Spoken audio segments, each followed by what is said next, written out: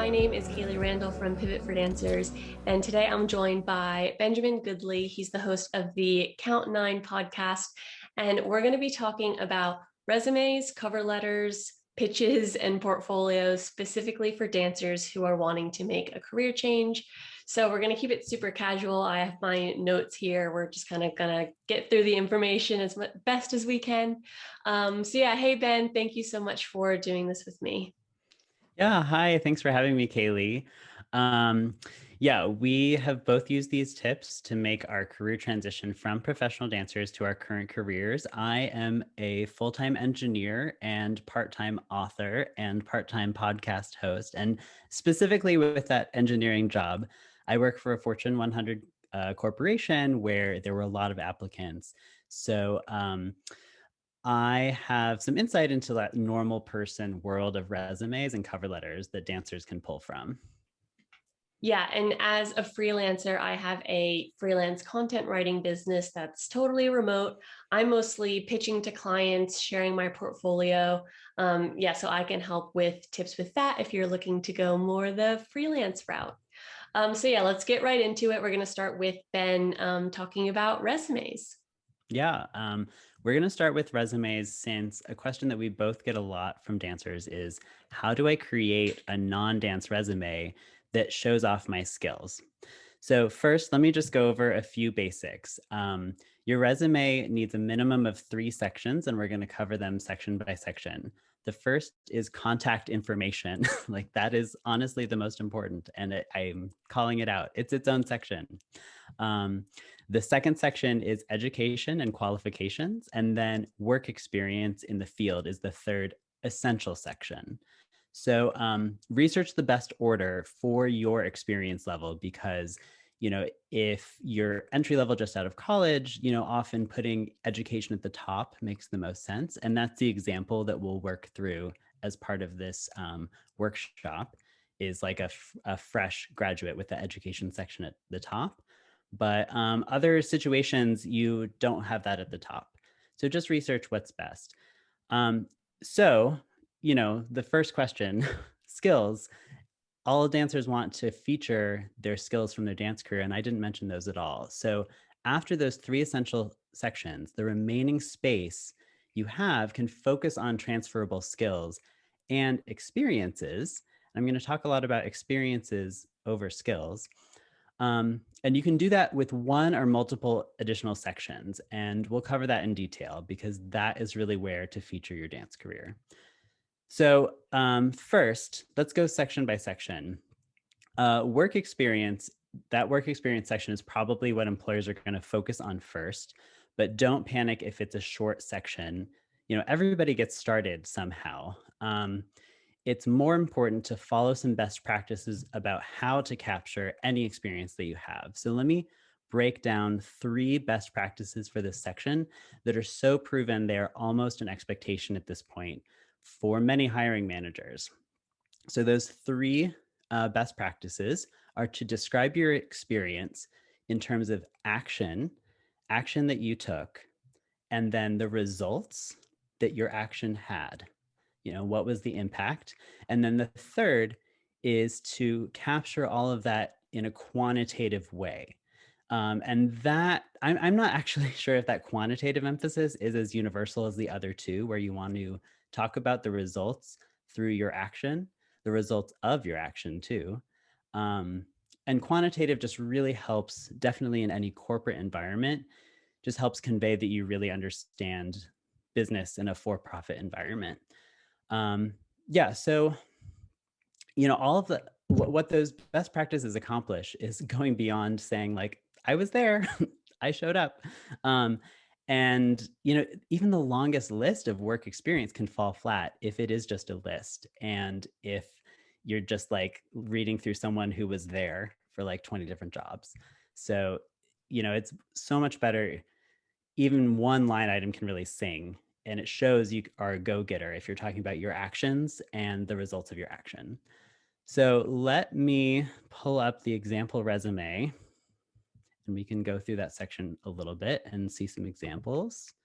Okay, this is a fictitious resume for myself. in the Pivot for Dancers college education section, or on the Count Nine podcast, hopefully through one of those, you're familiar with St. Mary's College and the LEAP program. So, I sort of made this fictional resume targeting a social media position. I'm applying for a social media position. Education's up front. We'll talk about that later. But let's talk about professional experience. So, let's pretend that I was just an intern. That's the only relevant job that I had as a social media marketer. Um, rather than saying I was there, or they hired me, this is what I'm talking about. So grew Instagram followers 30% and Facebook followers 40%. That's the result by implementing best practices. These are some examples of good best practices for social media marketing. Using Canva templates, scheduling posts in advance, utilizing all the content formats. This is where a lot of people on their resume might jump to I used Canva, I scheduled posts, sort of what your day-to-day experience was like. And they miss that all of those employers don't want to know that you were busy. They want to know that you delivered something, and so that's where capturing results quantitatively. So again, here, if fictional ballet company, you could say increased subscription sales 6%, again, quantitative, by designing a coordinated marketing campaign on social media. And this sort of gets into another concept that is going to permeate through all of these sections of the resume, that a job of the resume is to convey your qualifications, but it's also to invite that interview and to make someone reading this resume really excited to find out what this marketing campaign was. So you want to think about what are stories that you want to tell. This line item was more of a space filler: sustained growth after internship by documenting and training team members. That's again the result and the action. But this last one that I invented is a great example of something that you want to just invite this question in an interview to be able to tell the story if it's a situation where you were the hero. So I said, united community of parents after refrigerator malfunction by driving transparency. That, even if that was one crazy day of your internship, that just shows the power of this format of your action had a result. So yeah. And last thing here to show is that on my engineering resume, I still include a short line item about my dance experience, saying that I was a company dancer, even though it's not relevant. There are a lot of things here, that I just crammed in about wow, this was really tough. Dancers have a lot of grit. You know, again, thinking about what is the specific story that you might want asked of you in an interview. Prevented 8 performances from being canceled through detailed understudying. The results and my action. That could be a great story in an interview where someone's like, tell me about what that was like, or how you really stepped up to the plate. So yeah, that's my professional experience section. Now let's keep going. Hold on just a second. I'm going to shift back to my notes. Okay, so I'm going to go next to the one that everyone's waiting for, the transferable experiences section, where your dance career can really be an asset, where you can really capture things that maybe weren't relevant job experiences for this new career, but were immense growth experiences that just made you prepared to handle the world and handle anything. So, talking about them as experiences again goes back to that concept of actions that you took and the results with quantitative language, so that you're bringing your skills to life and describing them as experiences, coming off as a very experienced professional. Yeah, and that lens of specific experiences that gave you the skills is really that other layer where dance information is telling a different story. So that story starts that story first needs to be relevant for your new career, and it needs to go above and beyond your work experience section too, because you've already covered maybe like how you're qualified. So this is really where you're taking control of your resume, starting with the name of the section. So for my um, engineering resume, I call this section leadership and communication experience because, when I was applying for my corporate engineering job, I had several internships, where I could describe hard technical experiences, but I also really wanted to be seen right off the bat as a leader, someone who could lead a team and set direction. And so that's where I pulled from my own dance experience as a dance captain, as um, a fight captain, as a choreographer. But I didn't want to just list those terms. I also, I wanted to tell a specific story of leadership. And so I was filling in sentences about like the result that my, preparation had as a choreographer, you know. So, other examples of, the story that you could tell are things like teamwork. You could have like teamwork experience as a whole section. I think that that's super relevant for dancers. And if you are applying to join a team or like something that's really, I don't know, group oriented, especially retail or nursing. Kaylee and I just had a conversation about nursing. Check out Pivot Panels, that section of Pivot for Dancers. That's all about teamwork. You can really curate, what is the story that you want to tell about yourself, and then try to frame all of your skills through experiences that tell that story. So I'm just going to switch back to the example because I think that that's just always easier to understand what I'm talking about. Okay, so you can see for this fictional resume, I really wanted to focus on growth and communication as well, because social media is all about communication and marketing. And growth is also like a huge concept right now in corporate HR, this concept of growth mindset and unlocking productivity just by being that person who always thinks that they can they can accomplish things. They're not fixed in what they can deliver. So I think that growth is just an appealing general story to tell. And it's so relevant for dancers. Dancers are constantly growing. That's like the definition of a dance experience. So you can see what I've done here is rather than just listing skills, I do have some skills called out that might refer back to a job application of what they're looking for. But anyone can claim to have discipline using a specific story from your dance experience, recovered from a stress fracture in, I was going to put a time here.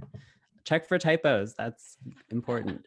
I was going to say like 8 weeks or something, again, quantitative through daily physical therapy exercises, right? So this just is a story about growth and discipline that is making you, it's just portraying that you really understand what it means to be skilled and qualified, right? How to apply this skill. Similarly, this is sort of down the list here. Maybe you've been reading in the background, but Microsoft Office is another one that like job descriptions will just have Microsoft Office.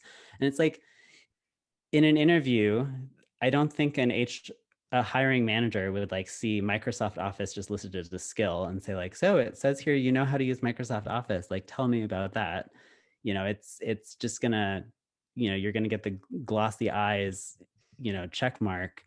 They might not even notice. But if you have this story to tell, like kept a wedding spanning 32 vendors within a budget, using Excel and Outlook, that really conveys that you understand what it means to be skilled and use your skill to deliver results. So, that was this example here. I just wanted to point out that you can use this section to feature your personal experiences that have caused a lot of growth in your life as well. I mentioned blogging, If there was anything teaching wise that you really learned. um, this is a great place for that. Just always remember that you want to be seen a certain way, and you want to talk about your skills in terms of using them to have an impact. And what's that story? What question do you want to get in an interview? This last one down here, time management, is another classic dance example. We all danced many hours while balancing our academic coursework, and so you can talk about that as a growth experience. We're sort of wrapping up the resume section. I just have the education section left to talk about, and I will cover that quickly because my main advice here is to keep it short and focused and leave more room for experience. Again, even if you only have that one internship or that, not a lot of super um, relevant job experience, you can come off as very experienced through this concept of like a growth experience or a leadership experience or a teamwork experience section, that's all pulling from your dance. So with the education, then, just be straightforward. Institutions, coursework, you want your GPA on there. That's usually expected. And if you don't have it on there, people might assume that it's worse than it is. Um, I would also encourage everyone in the 21st century to think about self-guided learning. You may have noticed that on the example, but even one-off webinars and like podcasts can be appropriate, and I think be really interesting to talk about in an interview. I think always making it quantitative rather than just like listing a podcast name and no action associated with that is maybe more of a question mark than like a qualification. Um, but yeah, I think let's just look through the example one last time, just to look at that education section.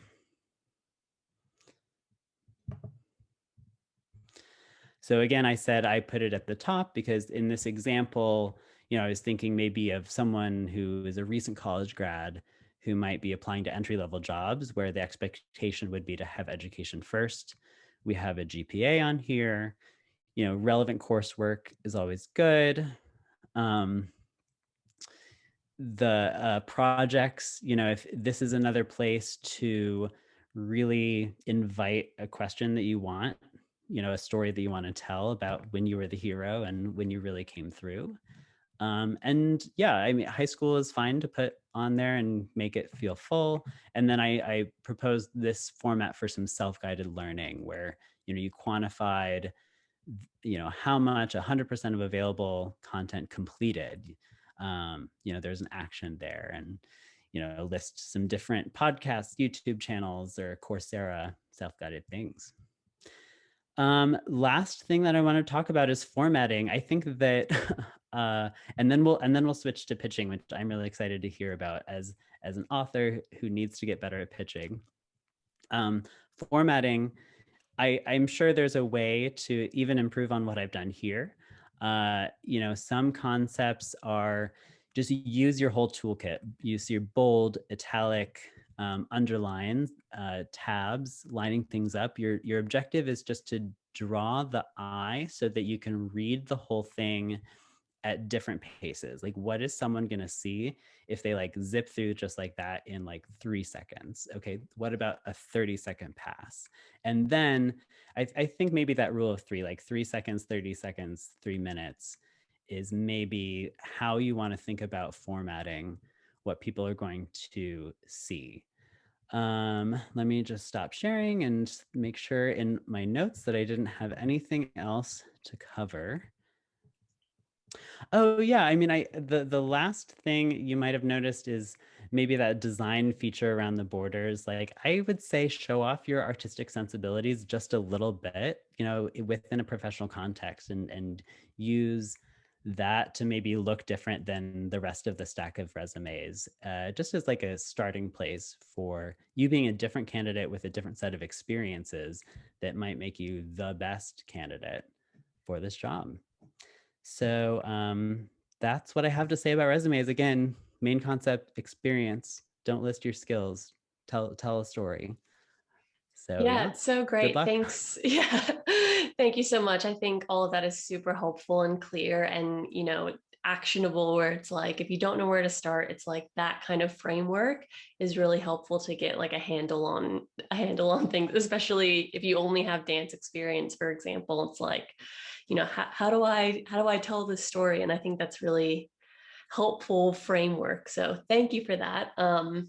Yeah, Yeah. just remember to pull out like what was it about dance that's relevant for this new career? Was it leadership? Was it teamwork? Was it um, growth, just in general, immense growth? So yeah, I'm glad to empower dancers and help them get started. And I'm excited to learn about pitching. Yeah, so pitching, that's basically what I do as a freelancer now. I really am not using my resume all that much, although sometimes it's always good to have a resume, of course, even if it's just to, yeah, organize yourself and understand what you're saying. I think it's can be super helpful in that way. But yeah, most of the time I'm just pitching to potential clients, my services, and myself, really. So I think coming from my PR background, that's what my bachelor's is in advertising and PR. You're basically marketing yourself, right? So you're kind of going to want to use sort of marketing tactics, if you will, not in a slimy way, but just in a way that gets your point across in a clear, concise way. One of the big which I think goes back to resumes as well. One of the big sort of frameworks, I guess you could say, is not only stating the features of who you are, what you do, but also the benefits to the other person. So really focusing on the receiver, focusing on what you can do for them, not just what makes you qualified. So thinking of this is the feature and this is the benefit. And so we'll kind of go into that and how you can frame that in a clear, short pitch. So you're going to a lot of the time be pitching in an email. But also, I use a lot of freelancer platforms like Upwork and Fiverr, where it's basically just like a chat where you're also going to include these pitches. So they're usually going to be really short, really to the point. You're going to want to link things, hyperlink them, add attachments, like not say too much in the actual pitch, but have all the information available that they can quickly check out. Like nobody has time for your long, and I know we're going to get into cover letters as well, where it's similar, like you're going to want to keep it to the point, like it's shorter than you think, and it's really easy to make it too long.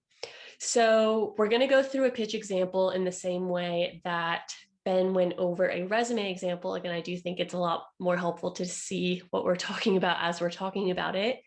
But before we do that, I'm going to quickly go over some kind of ground rules to keep in mind. Um, the first thing is subject lines. It's the first thing they're going to see in their inbox if you're sending an email. So it's a very important piece to the puzzle. Of course, don't take too long on it. It's not that important, but like you're basically definitely don't leave it blank. I don't know if anyone leaves blank subject lines these days, but don't do that for sure. But you're going to want to clearly and quickly tell the reader what they're about to open. Sometimes this could be like a pitch, blah, blah, blah, or like, here's my idea, blah, blah, blah, or seeking this job position, or just something really clear to tell them what they're about to read. The next thing is always using a first name if you can. Again, it's more, I think a pitch is sort of less, what's the word? Not professional, because it's still professional, but like less, it's more conversational than a cover letter potentially, because it's more about connecting with the person as someone you want to work with and they want to work with you. So it's trying to connect. So you're going to want to use their first name if at all possible. Make sure you spell it correctly, double check that, because there's nothing worse than spelling someone's name wrong. Like I hate that when that happens to me. It's not the biggest deal, but it's like a little bit goes a long way. It's like the details like that matter. Um, if you're pitching to maybe a company, say for my example, if I'm pitching my idea for starting a blog for someone to help them with SEO, maybe I won't just say, hello, whatever. It's like, look for who the marketing manager at that company is and use their name, and get really specific. And if you're kind of going the PR route, maybe you're pitching to an editorial team at a publication, you want to get your story out there. It's a little bit different, but like you're going to want to really do a little bit of research where you're finding the specific editor that makes sense for that specific thing. So maybe you are trying to pitch a story to someone if you want to like do the journalist thing, and you are focusing on fitness, for example, you're going to want to talk to like maybe the health and fitness editor, not necessarily the editor in chief, like go to the specific person that focuses on that. So, and use their name and spell it correctly in your email. Another thing that is sort of, sometimes there's pushback on this from the more like academic professional world. So you're kind of you basically want to know who your audience is. So, but for the most part, you're going to want to use contractions instead of saying like, I am this, this, and this, like just use contractions. The point is to write the way that you speak. So if you can say it and not sound robotic, it comes across, again, you're trying to connect. So write like a human, write the way you speak. You could even say it out loud to make sure that it sounds like you, because you're trying to connect. And that's sort of the point of pitching, and it's humanizing the whole situation. Use contractions, write the way you speak.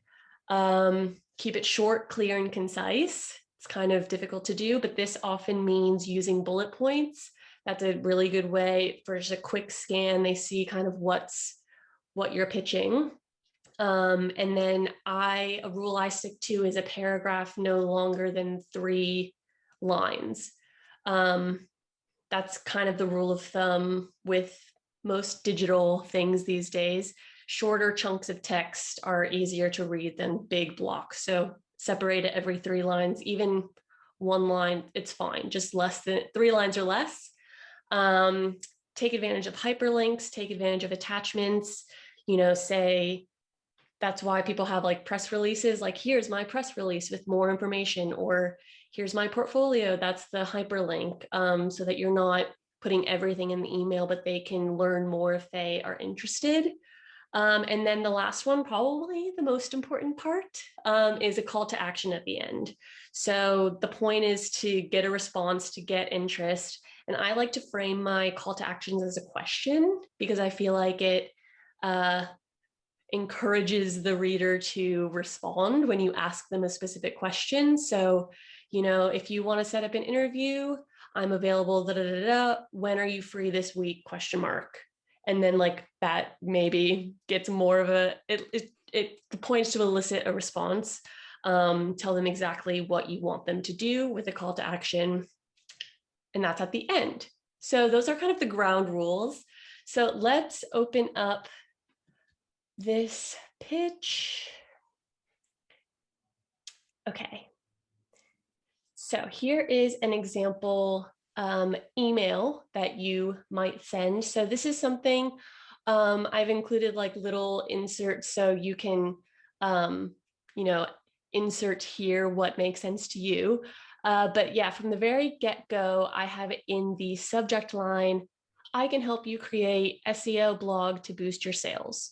So it's telling you exactly, it's focusing on the recipient, what you can do for them, not just what you are or what you're doing. It's very clear to the point. If they're interested, really, oh, I can get more sales. Let me see what this is about. So then they're gonna open it up. They're gonna see hi and their name spelled correctly. You're gonna say, I am a copywriter with X number of years of experience, and I've handled various, whatever it is, maybe social media accounts I have here. Spelled that wrong. Typos, check for typos. Always check for typos. I have, what you just saw there that's a plugin, because I'm doing so much writing at the moment. It's a Grammarly plugin that like shows my typos and kind of helps me fix it. Anyway, so I've handled various, social media accounts, blogs, maybe you're a teacher pitching something, you've handled beginner students, whatever it is. So what you can do for them. And I'd be happy to help you with this project. Or I put here, I'd love to build a yoga program at your company, for an example. So these are just sort of ideas, but basically in the beginning, you're going to want to say who you are, what you do, and why you're writing to them. Like, why is this email happening? Oh, I'd be happy to help you with this project. Yeah, you'll kind of fill in the blanks there, but hopefully that's helpful. And this is where I'm including my dancer experience. And I do this a lot in my pitches. I say, as a former professional dancer, and then include 3 transferable skills that are relevant. So maybe it's I'm, diligent, I have strong attention to detail, and, you know, solid communication skills, whatever it is relevant to what you're pitching. You can check out my portfolio, which would be hyperlinked to a portfolio, which we'll talk about later, where you'll see examples of my ability to create SEO blog posts, uh, encourage conversions on a landing page, blah, blah, blah, like specific skills. So trying to touch on transferable skills or soft skills like communication, leadership, teamwork, things like that, and then move on to specific hard skills like, working with Microsoft Word or, building spreadsheets in Excel, like kind of specific things. With your pitch as well, you're going to want to include your rate and the timeline. People, and kind of just answer the questions that your potential client might have before they ask it. So try to get the information that they probably are wondering. So my rate is blah, blah, blah, and I can finish this task in 2 weeks or whatever it is. If you have any questions or you'd like to discuss the project further, we can set up, maybe an interview, a discovery call, maybe if you're freelance, whatever you want to set up to talk more about the project. When are you free this week? So adding a question there. If in more of a PR sense, so say kind of like with Ben being an author, maybe pitching to publishers or things like that, you might use a similar thing of like, when are you free to discuss this more? You might say, what are your thoughts, as a question, instead of like looking forward to hearing your thoughts. It's like, what are your thoughts question. I think that's a really good way, again, to elicit a response when you ask a question. Of course, thank them for the opportunity. Looking forward to hearing from you. So obviously keep it polite and casual. As you'll see, I used contractions throughout here. Instead of saying like, I am a content writer, it's just like, I'm a content writer. Like, I've handled this. I'd love to do this. I'm skilled at this. And it's just very conversational. It's to the point. You might include specific samples as an attachment instead of a portfolio. But yeah, it's really, well, on this screen, I'm breaking my rule of 3 lines, but generally it's wider than this. So this is kind of like a condensed version, but still not a huge block of text. I could have maybe used bullet points, say like maybe to list my skills. Maybe I'd use bullet points to make it really, really clear what I'm offering. Or maybe if you're offering just content writing in general, you might say, I can offer SEO blog posts, email newsletters, this and that, this and that, this and that. Just finding ways to make it like really clear and really easy to read, really obvious what you're offering. So I think the biggest tips in terms of pitching is to just keep it short and to the point as much as you possibly can. Include a call to action and encourage them to talk to you about it more so that you can explain more in detail. Using first names, doing that extra little bit of research, making it really humanized. You're looking for a connection and you're trying to really focus on the other person. So not so much on what you're doing, whereas like your resume is like, should be all about you. It should be like, this is your sheet of paper that says what you're good at. But the pitch is not that. It's what can you do for them? Thinking of it more of it a marketing thing of like, the feature is that I'm a content writer, but the benefit for you is that you can get more sales from starting a blog on your brand website. So really focusing on that benefit, like how does this benefit the other person, not just what is the feature that I'm trying to present. So that's just like a quick synopsis. I can go more into detail about PR pitches if you guys are interested in that. Definitely let me know. I guess you can leave a comment if you are interested in more of like the kind of PR thing. I just really wanted to focus on sort of the job search type of pitches that you might be doing on Upwork or Fiverr if you're a graphic designer or a video editor, things like that. That's more of what this is. I know I did touch on a little bit of PR stuff, but if you do have your own business and you want to get some buzz about your business in, Dance Spirit Magazine or whatever it is, that's how you would do it. And I do have some insight on that as well. And I can make a separate video about that. But this was more just pitching to clients your freelance services. Um, Let me just make sure that I covered everything I wanted to. Yeah, always come at it from the perspective of the receiver. What can you do for them? Yeah, I hope that makes sense. That was super helpful for me. I think that emphasis on, what you can do for them, it just really underlined how like pitching is risky. It's Absolutely. someone might not have thought of this need before, and so really being you're really accomplishing so much in so little space, like so much personability as well as clarity. So yeah, very interesting.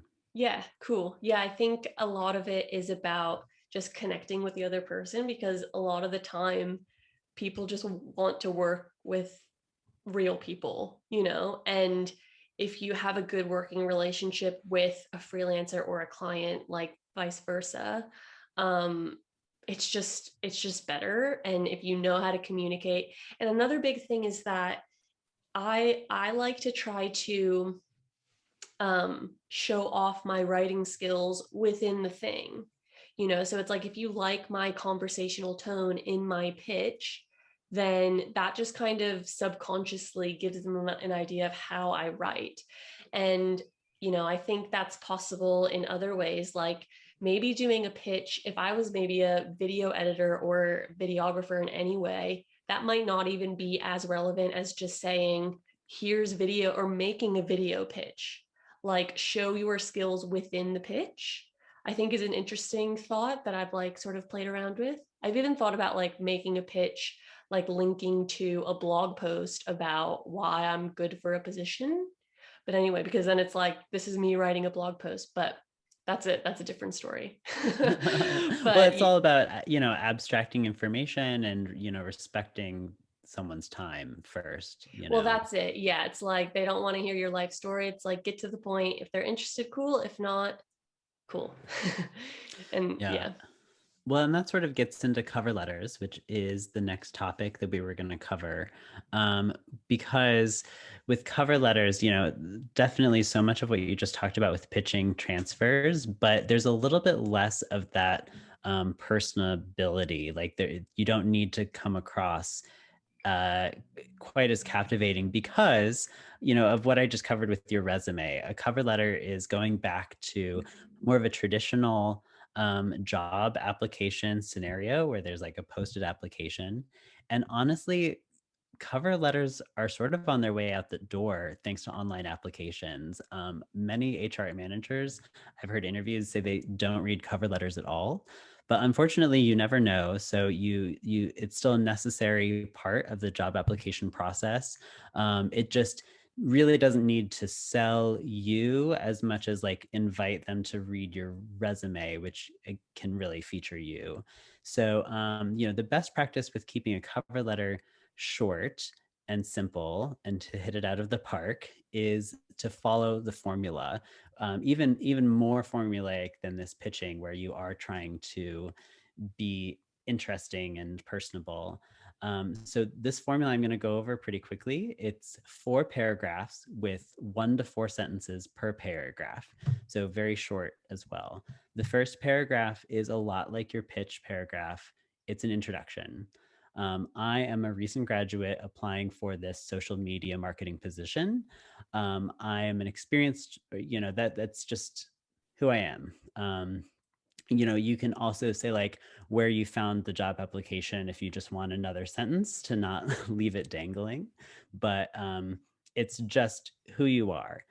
So then we're getting into paragraph two, which is probably the most important one of a cover letter, which is why the company and the position are appealing to you.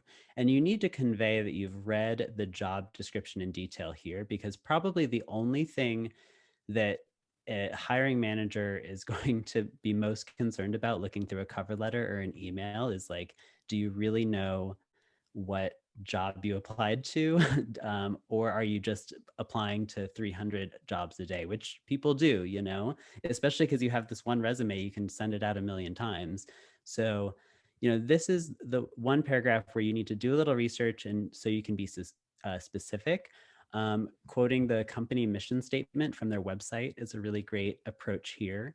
And quoting the job description too, just again, referring back to 1 to 4 sentences max. You want to keep it really short, but this paragraph can be something like, ABC daycare. I just came up with all these examples in my free time. I'm a writer, fiction.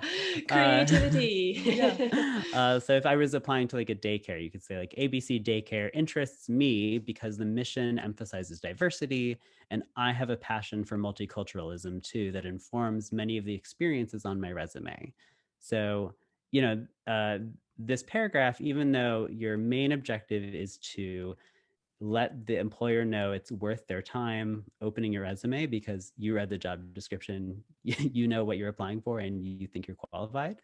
Um, you can still sneak in some self-promotion there, matching, what you find out about the company to what they're going to find on your resume.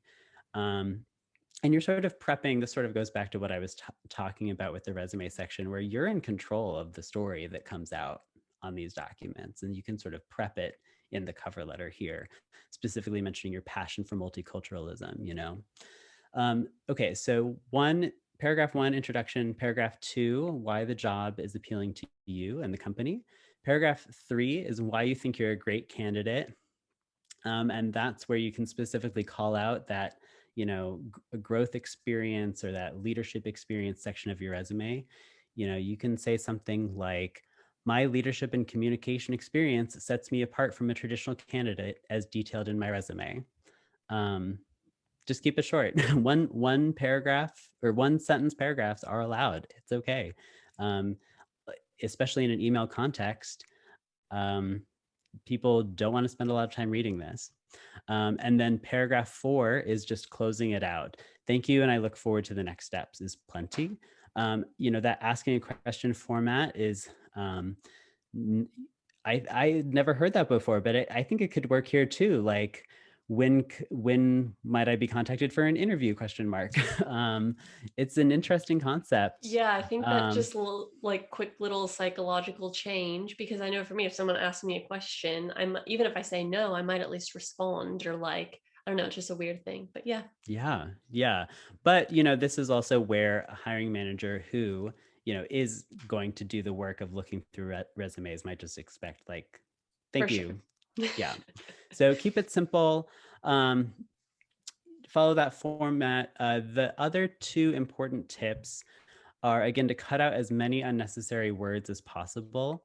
Um, Similar to pitching, I think that's just always makes business writing stronger and sound, more confident. And I actually wanted to break down a few main categories of unnecessary words. You have filtering phrases. So that's like, I think I'm an exceptionally strong candidate. I think is, just filtering. That's how you would talk to give yourself more time. But a really confident way of saying this is, I am a strong candidate.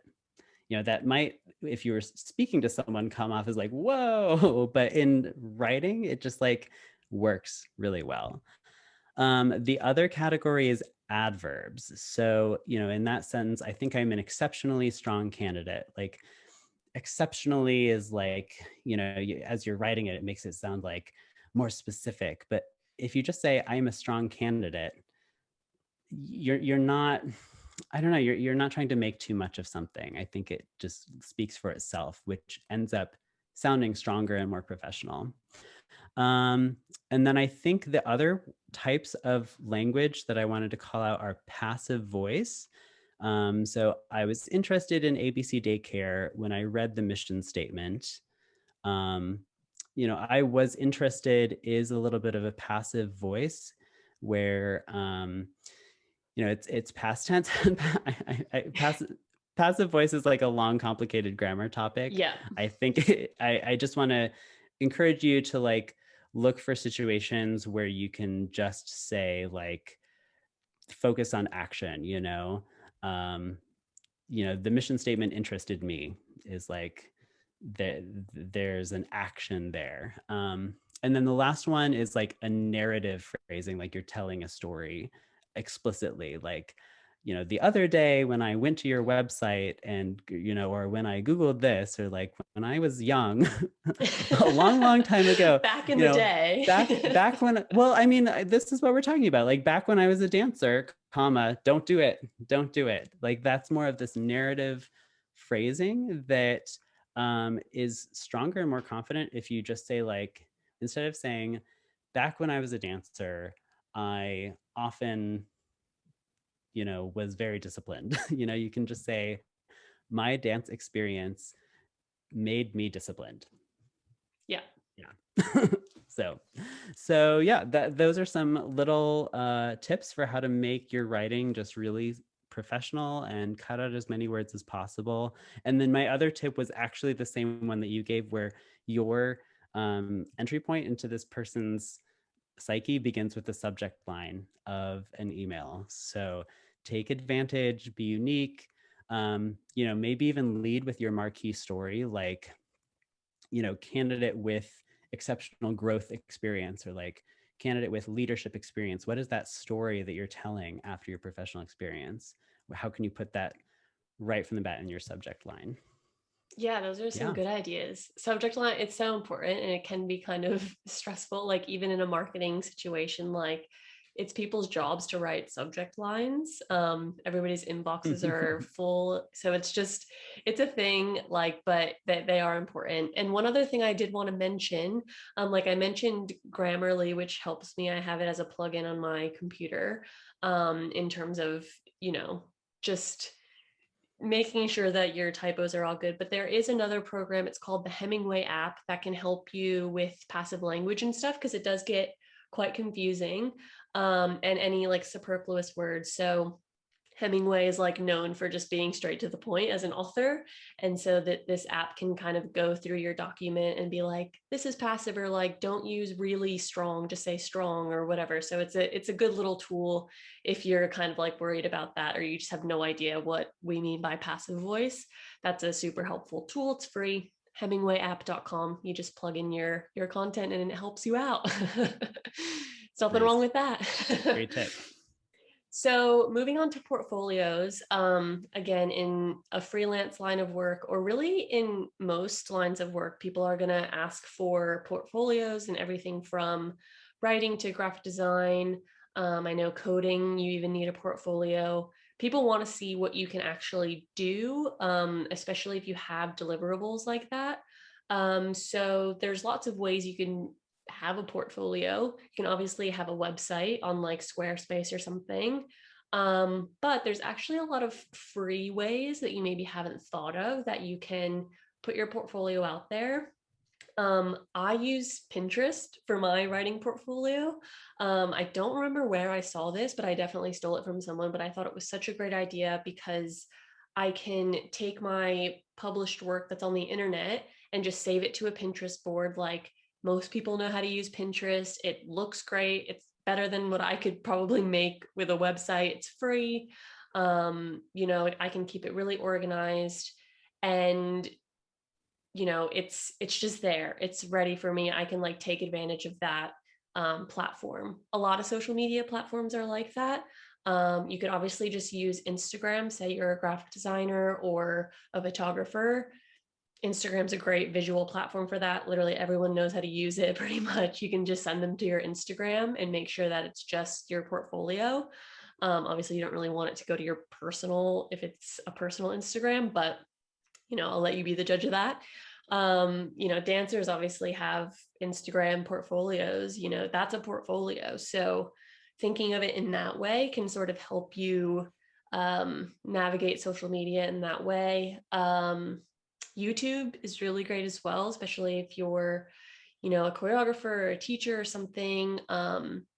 If you do anything that would work better visually, obviously like video editing or something where you can have a portfolio of your work separated into playlists, which I think a cool thing about YouTube is that you can keep it organized and just send. So say, you make videos for brand videos for, jewelry brands or something, but you also do a bunch of other things. But if you're pitching to a new jewelry brand, just send them that specific playlist so that they're not worrying about the rest of the stuff. Even though you do a bunch of things, you can separate it. It's nice and organized. That's what I really like about Pinterest as well, is that it can be really, really organized into different boards. So you can just send someone a board that doesn't waste them any time. Like, how can you waste their time less? That's sort of the goal with the portfolio. You don't want to send them to like 7 different links and have like a ton of separate work samples or whatever it is. Like, you can send a playlist or a board. Those are all super helpful. You could even just use Google Drive if that makes sense for your particular work. A lot of people know how to use Google Drive. You can just share it with them. Again, you can separate things into folders so that you're only sending them what's relevant. In general, I like to just keep a spreadsheet of all my work. That's just for me. It's like pretty messy, but you can kind of go through it on Google Sheets. And I mostly use Google Drive and everything, but I think on most platforms you can like search and find what you're looking for just so that you have it all there and you kind of do it as you go. I do it at the end of every month just so that I'm like gathering all my work so that when I'm ready or an opportunity comes up, I can like find it. Um, what else? Well, I'll quickly show you my writing portfolio on Pinterest. So here is my writing portfolio. It's separated into different articles. So generally you're going to have a niche. Obviously my niche is like dance and fitness. And so that's what I'm pitching. So in general, sometimes I'll just send them the full portfolio if I'm just pitching to write blogs for someone or articles. But say I'm trying to do, product descriptions, I would just send them this board of product descriptions. Or if it's like clearly a fitness thing, maybe I would send them the fitness blogs and the dance articles. If they're like maybe I don't know, organic food distributor or something, I might send them my lifestyle and wellness blogs, and just separate it so that it's easy for them to see. And like Pinterest is so easy because you just click it and then it's, it goes straight to the thing that's published. It like looks more legit. It's really easy to use. It's going to be fast. It's not going to glitch like a website that I would potentially make, even if it's on Squarespace. Like, it just looks nice. Obviously on a website, you can do a bit more with it in terms of you can add testimonials and you can add, like a website's good. I'm not going to say don't make a website, but if you're like in a pickle or you just don't want to spend the money or you're just getting started and you don't even know if you want to do this for sure, a good way to just start is by using these free resources. But I think that there's just a lot of missed opportunity maybe by not thinking about using these as a portfolio. So yeah, go ahead. Oh, that's just really interesting and helpful. I think it's also something that I'm learning is like thinking in advance who's looking through these. It's sort of like the opposite of a resume where like you have to tailor a resume to the job that you're applying for. It should be apparent if like someone picked up the resume, what job you're applying for. It would take a lot of work to redo your whole portfolio for every different scenario. So you have to think in advance, like how to make it just one portfolio. Is that sort of what you're saying? Yeah, well, because if I just sent someone my entire list of everything that I've ever written that's been published on the internet, which is like a bunch of random things, but like it's still there and just in case, if I, am really scrounging and need something, but it's like, especially if I'm going for a certain niche, which is really big in most things, but like in freelancing especially, you'll actually do better if you like have a niche. But this way I can like just get really specific with what I'm sending them, so that it's just not, so that they maybe don't click away because they're like, oh, this is too overwhelming. Like it's just to the point. Again, it's like, how to the point can you make it? And these especially like Pinterest and YouTube with the separate boards and the separate playlists, I think those are really great features that you can take advantage of, for that purpose, to make it a really specific list of that specific thing, even if you do a bunch of other things. And maybe they'll click over to whatever else you do and be like, because that happens to me too. It's like, oh, I like your writing and I'm starting a fitness thing in a month. I'll think of you for that, even if we don't do this. So it's like they're still seeing what you're doing. Um, but I think that, even like LinkedIn can be a great portfolio to just send someone, because they do have capabilities where, you add examples of your work with like links and stuff. And so take advantage of that stuff before you potentially make a website, because you do have to pay for a website in general. So LinkedIn. There's also one of our other pivot partners is called Artswork, and they're a new kind of LinkedIn for artists, and they're doing a really good job helping people build out portfolios that make sense to artists or creatives in a different way than LinkedIn does, because it doesn't have all the capabilities of everything that you might need. But it's just really great. So I would definitely recommend checking them out, and you could just send them to that link. It's free. But taking advantage of your social media so that it's working for you, and you send them that link, and most people they know how to use these things. They're not going to break in general. Yeah, and I just think take advantage of that stuff. But the key elements of a strong portfolio, that just to kind of wrap it up, it's like clear representation of what you can do. So thinking about maybe which of these platforms is best for whatever I'm specifically trying to get across. So like whether that's video, whether that's images, whether that's words, how can I best get that point across?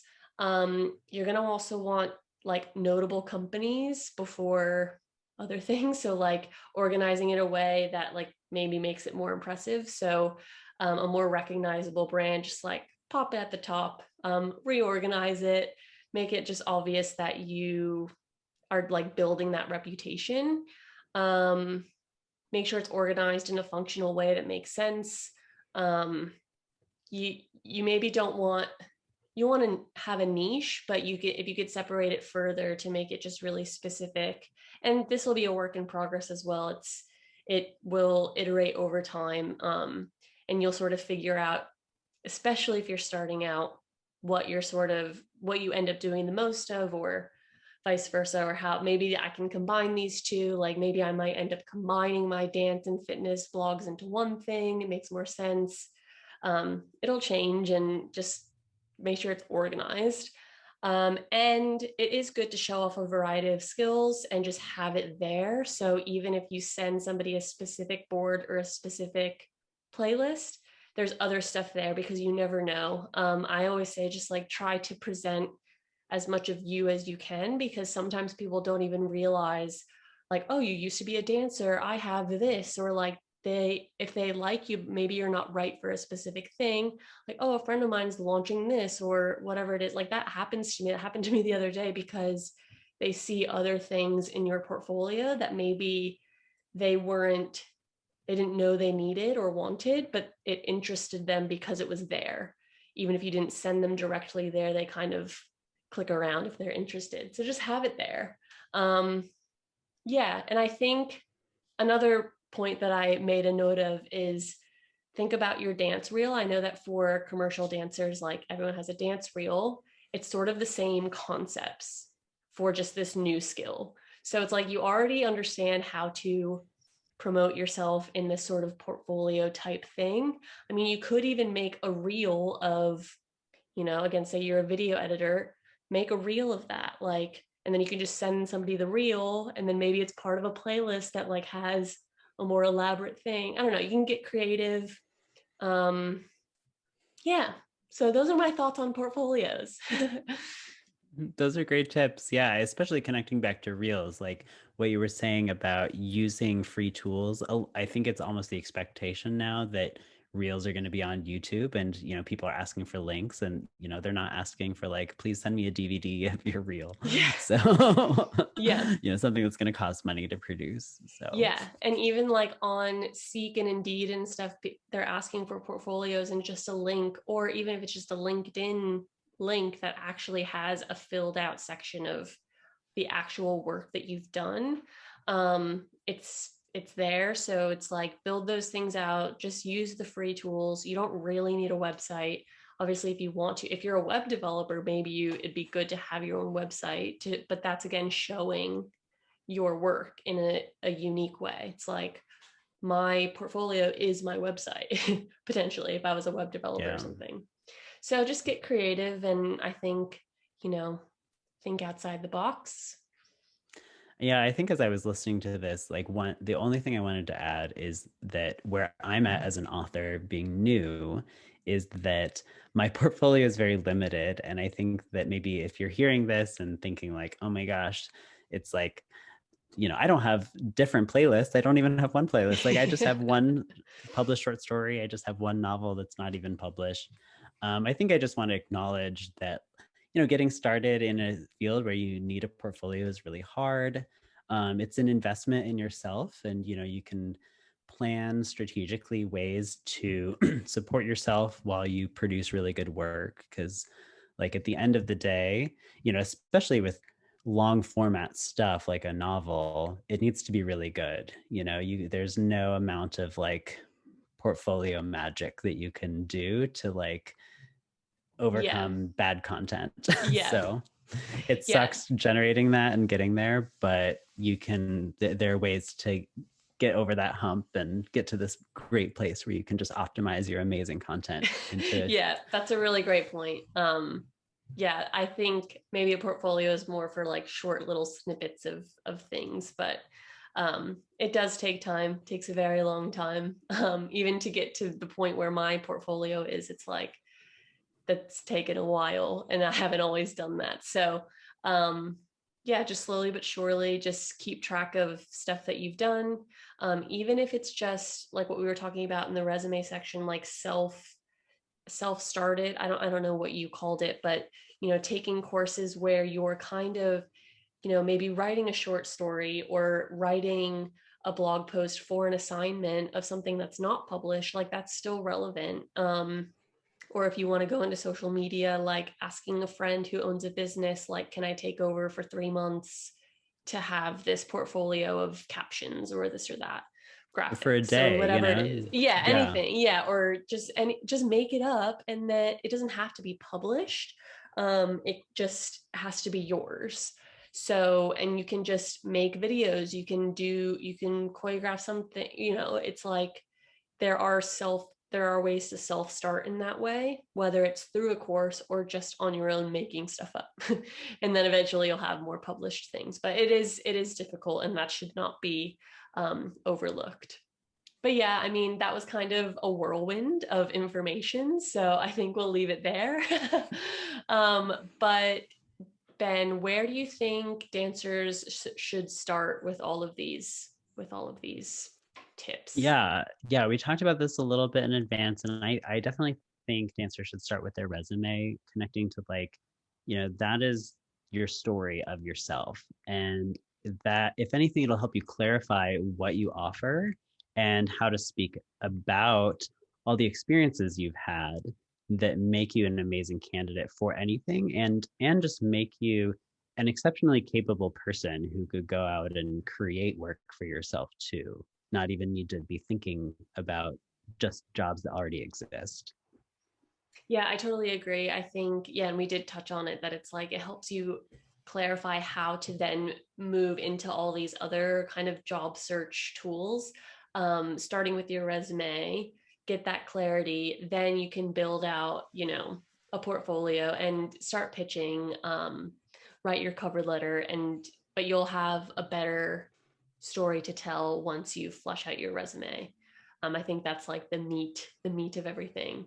But yeah, I also do urge everyone to start building a portfolio, especially if you're doing the freelance thing or want to do the freelance thing, want to kind of start something, like just want to try stuff. I think building a portfolio also is really, really helpful. I think as the world moves more into like sort of a gig economy, as well, and like freelancing is just getting bigger and bigger.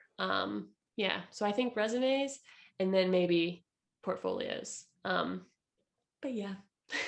Yeah, and we talked about starting, like the it's hard getting started, and the best place to start is just by starting. Yeah, And as simple as that sounds, like, we know it's not easy, but the more you can start creating, the easier it is to get clarity on what you really want, and what the right work for you to be doing is going to be. definitely. Yeah, so we would love to answer any other questions that you might have. Um, Leave us questions in the comments or any kind of comment in the comments. Subscribe to this channel, give this video a like if you found it helpful.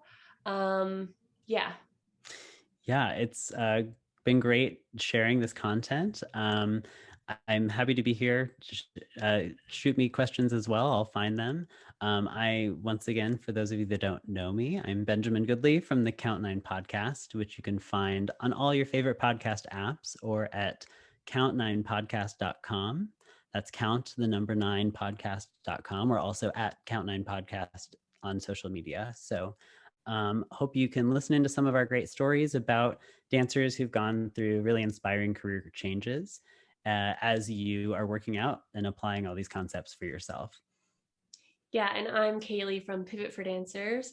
Definitely check out the Count Nine podcast. They're partnered with us and just like really great complementary content to what we do over on Pivot. So definitely check out the Count Nine podcast.